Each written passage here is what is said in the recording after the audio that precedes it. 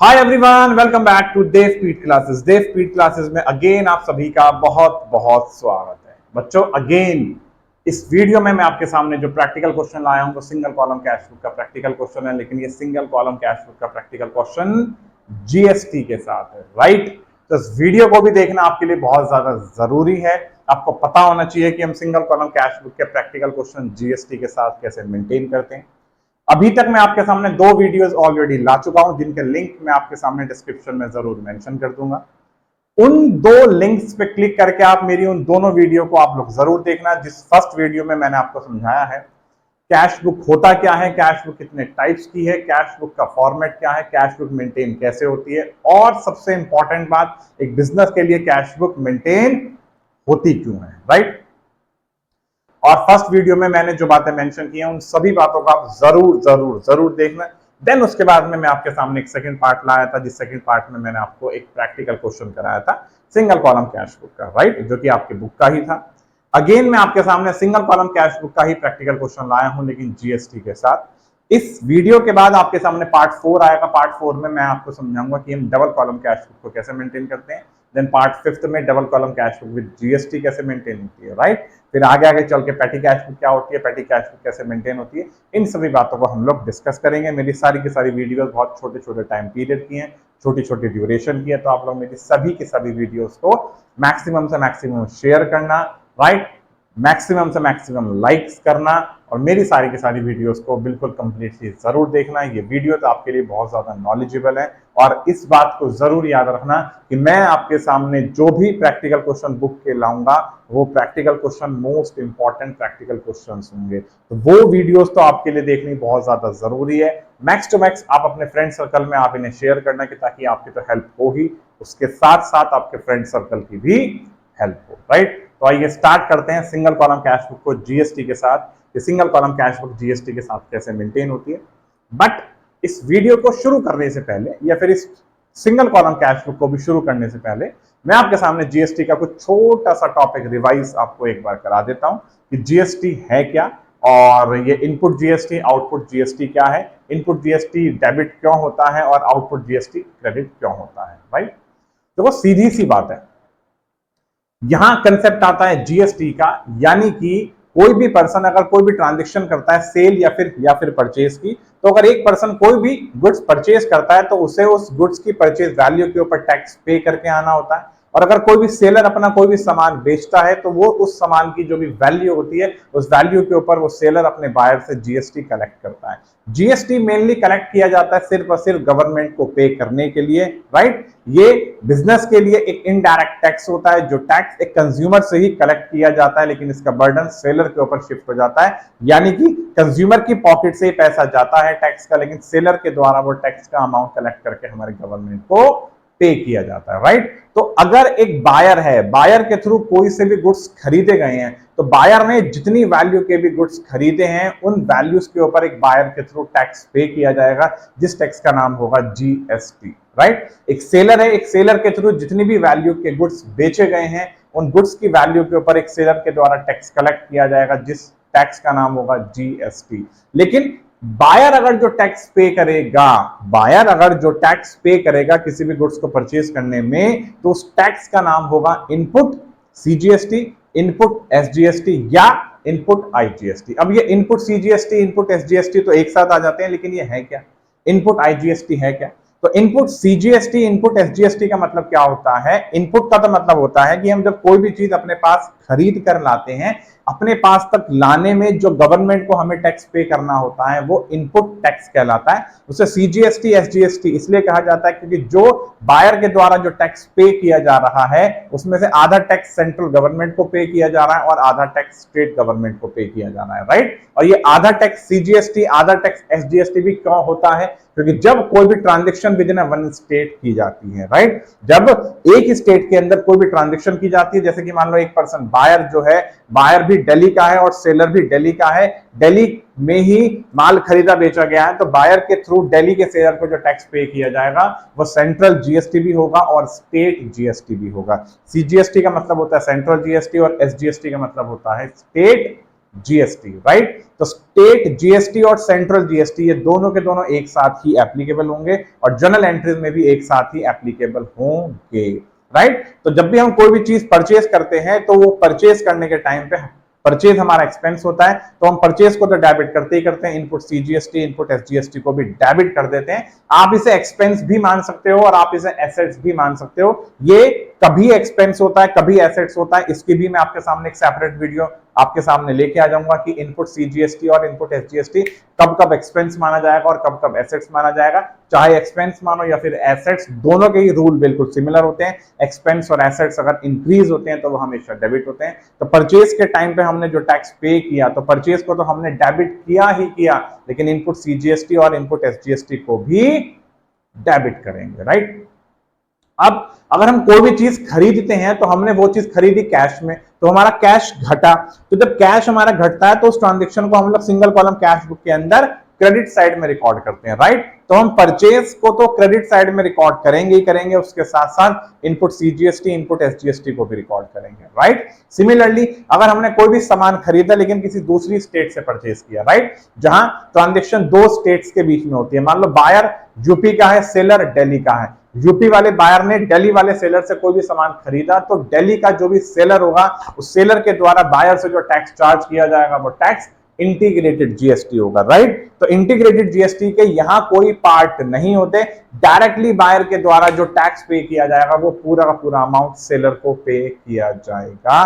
तो जो भी परचेज की वैल्यू होगी उस परचेज की वैल्यू पे डायरेक्टली आईजीएसटी कैलकुलेट कर दिया जाएगा, राइट। आईजीएसटी के भी फर्दर पार्ट्स किए जाते हैं, लेकिन वो सारी की सारी बातें टैक्सेशन पॉइंट ऑफ व्यू से हम यहां अकाउंटिंग कर रहे हैं, तो अकाउंटिंग में आपको सिर्फ और सिर्फ इंटीग्रेटेड जीएसटी के नाम से ही उसे डेबिट करना है। तो आपने अगर कोई भी चीज खरीदी तो आप परचेज को तो डेबिट करते ही करते हो, लेकिन परचेज के साथ साथ इनपुट इंटीग्रेटेड जीएसटी को भी डेबिट करोगे, राइट। यहां तक की बात क्लियर हो गई। सिमिलरली यही कंसेप्ट होता है आउटपुट जीएसटी का।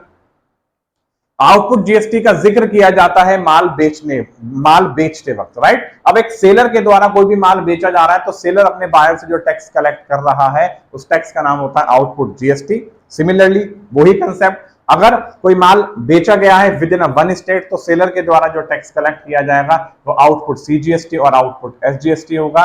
एंड और अगर कोई भी ट्रांजेक्शन दो स्टेट के बीच में हुई है और सेलर के द्वारा जो टैक्स कलेक्ट किया जाएगा वो आउटपुट आईजीएसटी होगा। सेल्स हमारी इनकम होती है, राइट, सेल्स हमारी इनकम होती है, तो सेल को भी हम क्या करते हैं, credit. Similarly output CGST output SGST या आउटपुट आईजीएसटी ये तीनों की तीनों टैक्स भी हमारी लायबिलिटी होती है, और लायबिलिटी और सेल्स में रूल भी सिमिलर चलता है कि सेल्स बढ़ती है तो क्रेडिट, लायबिलिटी बढ़ती है तो क्रेडिट। तो जैसे सेल को भी क्रेडिट किया जाता है सिमिलरली आउटपुट जीएसटी को भी क्रेडिट किया जाएगा। अगर हम कोई भी सामान बेचेंगे तो हम सामान बेचते वक्त हमें कोई कैश रिसीव होता है तो हम उस कैश को सिंगल कॉलम कैश बुक में डेबिट कर देते हैं। तो again single column cash book के डेबिट साइड में टू सेल के नाम से ट्रांजैक्शन आती है, तो टू सेल अकाउंट तो आएगा ही आएगा। टू सेल अकाउंट के साथ साथ क्या आएगा, to output CGST to output SGST, और अगर इंटीग्रेटेड जीएसटी है तो to output integrated GST, right. तो आपको डेफिनेटली समझ में आ गया होगा कि आउटपुट जीएसटी और इनपुट जीएसटी का रोल कहां प्ले होता है, राइट। आइए अब स्टार्ट करते हैं सिंगल कॉलम कैश बुक का प्रैक्टिकल क्वेश्चन विद जीएसटी। ये क्वेश्चन कहता क्या है, enter the following transaction in a single column cash book and journal. हमें ये सभी ट्रांजैक्शंस को मेंटेन करना है सिंगल कॉलम कैश बुक में और जर्नल में भी। मैंने आपके सामने ऑलरेडी एक फॉर्मेट बनाया हुआ है, आप इस फॉर्मेट में देखना हम एंट्रीज को कैसे कैसे पास करते हैं। पहली ट्रांजैक्शन कह रहे हैं फरवरी 1 की, फैब 1 की ट्रांजैक्शन है। कैश का हमारे पास बैलेंस है, कैश का बैलेंस ऑलरेडी मेंशन है 40,000। बॉट गुड्स, हमने गुड्स खरीदे हैं 30,000 के, जिसमें से हमने सीजीएसटी एसजीएसटी पे किया। कब गुड्स खरीदे, 5 फेब को गुड्स खरीदेंगे तो परचेज की वैल्यू आ गई। किसी भी यहां पर्सन का नाम मेंशन नहीं है तो हम इसे कैश ही मानेंगे। अगर पर्सन का नाम होता तो यहां हम इसे इस ट्रांजेक्शन को क्या मानते, क्रेडिट। तो हमने 30,000 का सामान खरीदा, 30,000 का सामान खरीदने में हमने टैक्स पे किया सीजीएसटी एसजीएसटी, तो यहां क्या आएगा, इनपुट सीजीएसटी इनपुट SGST 30,000 का 6%, 1800। अगली ट्रांजेक्शन पे आना, February 7 को, 7th ऑफ Feb को हमने सामान बेचा 45,000 का, तो यहां क्या आएगा, टू सेल अकाउंट, सेल में कितनी वैल्यू आ जाएगी 45,000। अब अगेन माल बेचते वक्त हमने टैक्स को भी कलेक्ट किया है, कितना परसेंट टैक्स कलेक्ट किया, 6% का, तो 45,000 का 6% बैठता है, तो यहां क्या लिखा जाएगा, to output CGST, to output SGST 2700। अगली ट्रांजेक्शन में कह रहे हैं यशपाल एंड सन्स को हमने कोई अमाउंट पे किया है 10th ऑफ February को 6,000 का, तो अगर यशपाल एंड सन्स को हम कोई पैसा पे करेंगे 10th ऑफ Feb को, तो उसकी एंट्री क्या पास होगी, यशपाल एंड सन्स, कितना अमाउंट हमने पे किया, 6,000 का, राइट। फिर क्या कह रहे हैं, receive from Rahul brothers, Rahul brothers से हमें 9,800 रुपए मिलते हैं and discount allowed 200। Received word लिखा हुआ है, अगर रिसीव्ड वर्ड होगा तो हमेशा डायरेक्टली अमाउंट आता है, कितना अमाउंट मिला हमें, 9,800 रुपए का, कब मिला, 14th ऑफ Feb को, किससे मिला, राहुल ब्रदर्स से, तो यहां आ गया टू राहुल ब्रदर्स, कितना अमाउंट मिला, 9,800 का।